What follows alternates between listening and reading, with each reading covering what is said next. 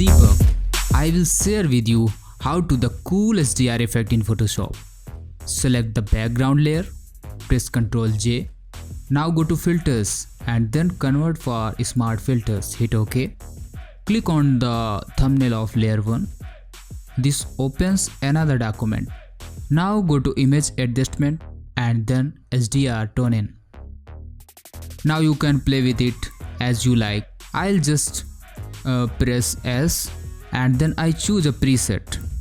Click on the preset drop down menu and for this image I select photorealistic high contrast and simply click on OK and press Ctrl S to save.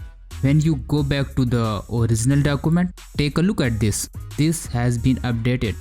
Hold down the Alt key, click on the mask button to create a black mask. Now take the brush with the flow at around 30 to 35 and paint on the areas in which you want to the effects are desired. I will paint right here with white.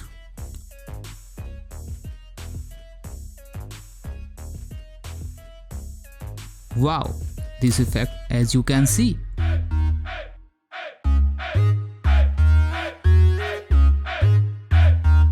I can increase or decrease the opacity with a small.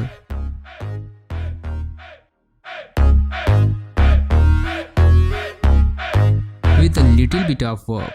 Here is the before and here is the after. You can see a crispy, amazing effects. Thanks.